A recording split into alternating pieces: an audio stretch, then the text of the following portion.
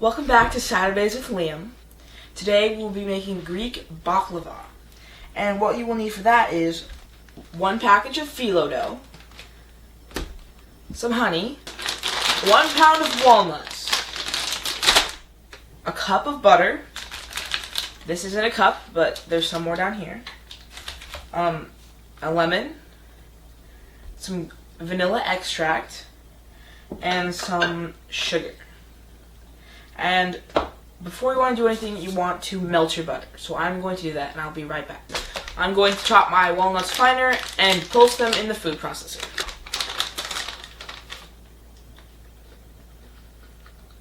Very dry.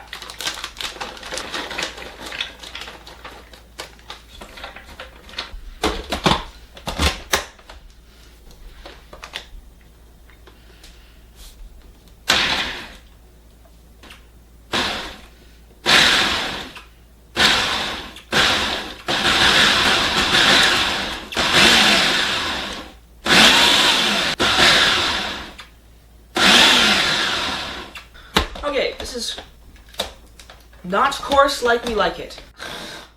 It's very fine chopped walnut after struggling with your blender. Ooh, that's perfect. I like it a little bit finer, actually. Dang. It's too late. It's perfect. Takes it out. Well, parts of it are really fine, but parts of it are super chunky. I think I'd like to go a little fine. What else were you going to do? Okay, after your mother makes the mistake of thinking it's perfect and then immediately takes the blades out, grab a bowl, put it in, and then put it back in. So making her life exponentially harder. Okay.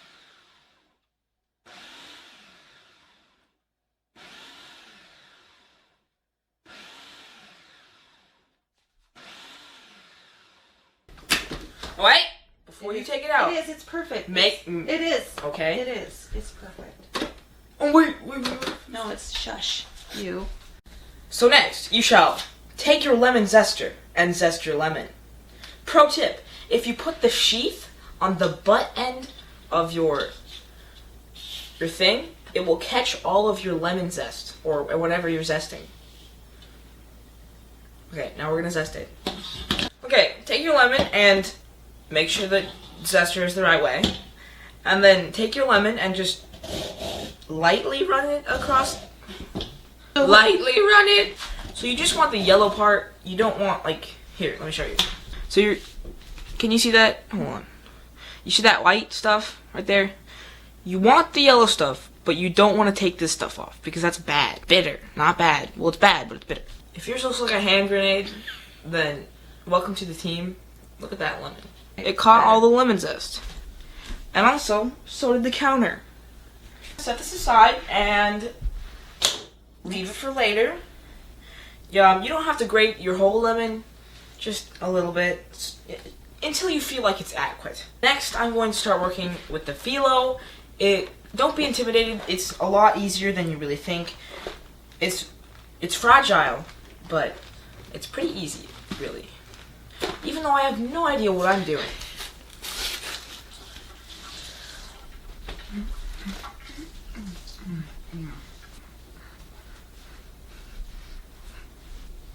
Before we get started with the phyllo, you want to preheat your onion.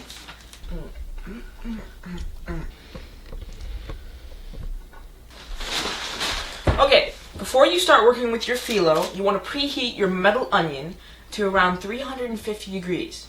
Exactly 350 degrees, okay? Not around. If that doesn't directly translate, it's oven. And you're also going to need a 9x13 pan thing. Baking dish! Now we are going to prepare our phyllo. Okay, so you're going to want to open your phyllo and leave the plastic under your dough. So after you get the package off the phyllo, you want to leave this thin layer of plastic under your dough. So just roll it out. Before we get started, we want to lay this over here so we can preserve the phyllo. This is a damp towel, by the way.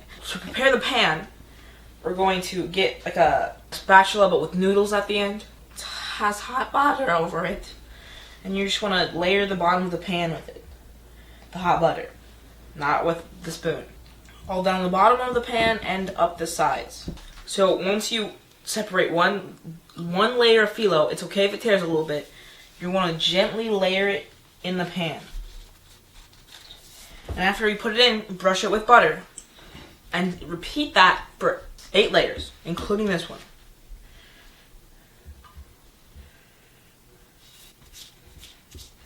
Picasso. Right around halfway through, we realized that the phyllo, it's a little bit too thick on the sides, so we don't want it riding up against the side of the pan. We chopped the sides of the rest of the phyllo, so we get these strips, so we don't get it on the side of the pan. Okay, this is layer number 5. It's looking kind of messy, but that's okay. I forgot to tell you, but we need 1 teaspoon of cinnamon, so we're just going to toss it in our nuts. Okay! And we're just going to mix it around in our nuts. We're going to take a 2 or 3 tablespoons of our nut mixture, and we are going to slightly sprinkle it over our phyllo. Like so. Bro. Now we do some more phyllo layers with butter. So we're gonna put 2 sheets in, but butter them individually. Spill some on the floor, and then we're gonna put another nut mixture. Yay! More nuts. Another 2 to 3 tablespoons of nuts of your nut mixture. Okay, 2 layers of phyllo, buttered, and then a layer of nuts, and then alternate between those until you get to the top. I know this is Saturdays with Liam, but it's finals week, and this is a pretty hefty weekend for Liam. I went ahead and finished up this pan of baklava. We just layer 2 sheets of phyllo. First, it's the initial 8 sheets of phyllo, buttered. Then the nuts, 2 sheets of phyllo, nuts, 2 sheets of phyllo, like a lasagna. You keep going till at the end you top it with 6 to 8 sheets of buttered phyllo. It works easier if you work in with 2 sheets at a time. So you don't have to put a single sheet in and butter it, single sheet and butter it. Just 2 sheets, butter those, 2 more sheets, butter those. I did end up using more like 3/4 pound of butter, but we were probably over buttering. It's not something I'm going to complain about later when I'm eating this. So I'm going to cut this baklava before we bake it in the 350-degree oven. I will pan down and show you how to get those lovely little diagonal cuts that you see in Greek restaurants. Look. The first thing you want to do is just cut it vertically down the center.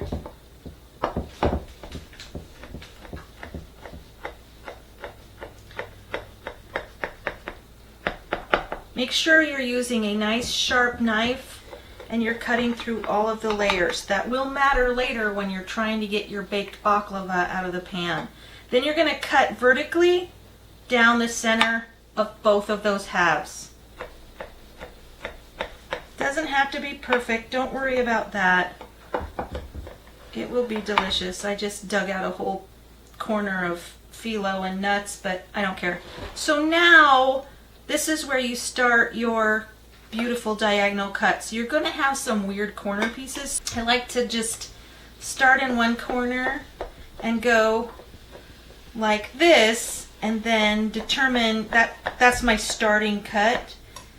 And then we're going to determine how wide to make our beautiful little diagonals. This is up to you, but keep in mind that baklava is very rich, very sweet, so a small piece goes a long way. This is something like, I don't know, this is a lot of servings, but baklava freezes well, and it keeps well at room temperature. It's a great dessert. I'm going to make some bigger pieces. So let me finish cutting that up and I will come back for next steps. Okay, it's something like this. Don't worry, you're going to have irregular pieces in the corner. I will tell you that this is now ready to go into the oven. It's going to cook for about 50 minutes. You do want to keep an eye on it. You're looking for a really nice golden brown flaky crust. What's great about baklava? Well, it's delicious. It makes a great dessert. Freezes well. You can make it on a Wednesday for a party you're going to on Saturday. It's a great make-ahead holiday dessert. It is just all around delicious. I hope you give it a try. While my baklava is baking, I am going to make a simple syrup of 1 cup sugar, 1/2 cup honey. Look at that. And do you remember that lemon zest that Liam showed you at the beginning? That's going in the pot too.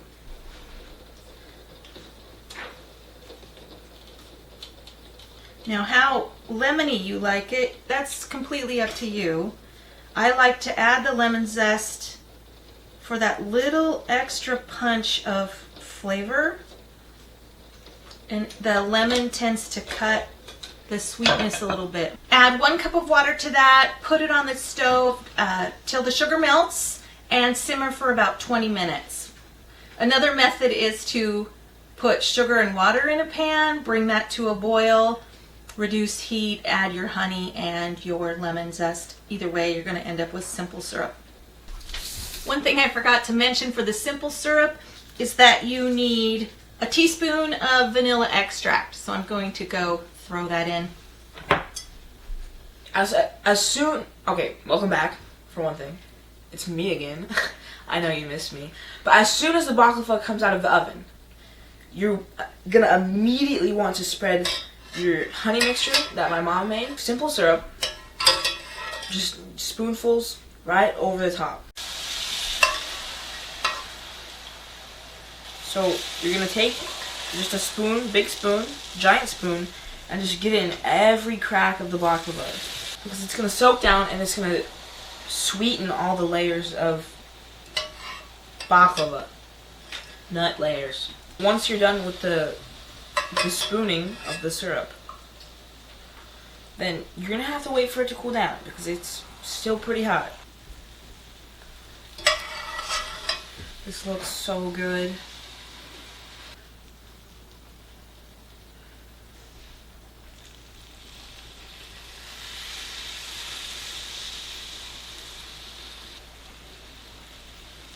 Oh, can you smell that? It